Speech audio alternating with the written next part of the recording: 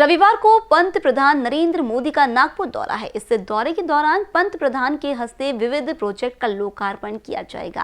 पंत प्रधान नरेंद्र मोदी के हस्ते Ajni loco pilot स्थित रेलवे इंजन मेंटेनेंस के हब का लोकार्पण भी किया जाएगा। This is our Alstom performance system. Normally we have a roadmap to drive our complete APSYS drive inside across the globe. So we have total 226 sites. In India we have total 8 sites. So everywhere we have APSYS deployment. We have different departments like procurement, management, quality, project management, operation, supply chain and industrial. We have a plan target, and as per that plan target we have to do assessment, self-assessment, and we have a different score to achieve that. We do assess in ourselves and we raise every month in the last. यहाँ कर्मचारियों की सुरक्षा की भी पूरी व्यवस्था की गई है। यहाँ 400 कर्मचारी काम कर सकते हैं।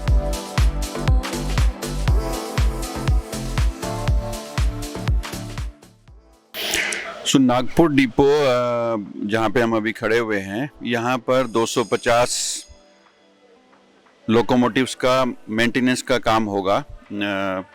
आप देख सकते हैं लोको यहाँ पर अभी ऑलरेडी 26 लोको इस लोको शेड में आ चुके हैं। तो इस लोको शेड का, इस डिपो का निर्माण अभी हाल में हुआ है, पूरा हुआ है, और ये बहुत ही इसमें काफ़ी आधुनिक मशीनें लगाई गई हैं, जिसमें वॉशिंग प्लांट है, पिट व्हील लेथ है, बोगी रिपेयर शॉप्स हैं, जैक्स है और इंस्पेक्शन लाइंस हैं। साथ में ही जो ग्रीन इनिशिएटिव जिसको कह सकते हैं, जो ग्रीन कॉन्सेप्ट के हिसाब से डिजाइन किया गया, जिसमें सोलर पावर का प्रोविज़न है, रेन वाटर हार्वेस्टिंग है और जीरो डिस्चार्ज पॉलिसी है। तो कोई भी वेस्ट, ऑयल, वो सबको ट्रीट करके ही, वाटर, उस सबको ट्रीट करके हम लोग बाहर में भेजेंगे। तो जीरो डिस्चार्ज पॉलिसी के तहत किया गया है। और सबसे महत्वपूर्ण है इस नागपुर डिपो के बारे में कि ये एक पब्लिक प्राइवेट पार्टनरशिप में बनाया गया है। MELPL जो जॉइंट वेंचर कंपनी है, Madhepura electric locomotive private limited, और यहाँ पर रेलवे के स्टाफ और एल्स्टॉम के स्टाफ मिलकर MELPL कंपनी के द्वारा लोको का मेंटेनेंस किया जाएगा।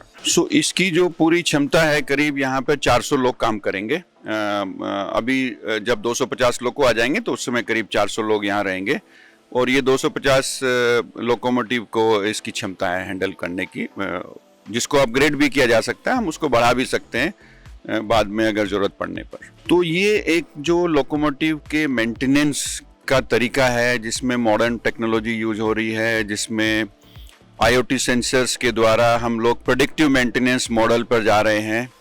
तो मैं ये कहूँगा कि नागपुर का जो डिपो है, इसमें जो मेंटेनेंस होगा वो एक तरह से बहुत ही मॉडर्न वे में किया जाएगा, और उसमें कम स्टाफ होंगे, लोगों को बहुत कम समय के लिए डिपो में बुलाया जाएगा, और लोगों का रिलायबिलिटी बहुत ज़्यादा होगा।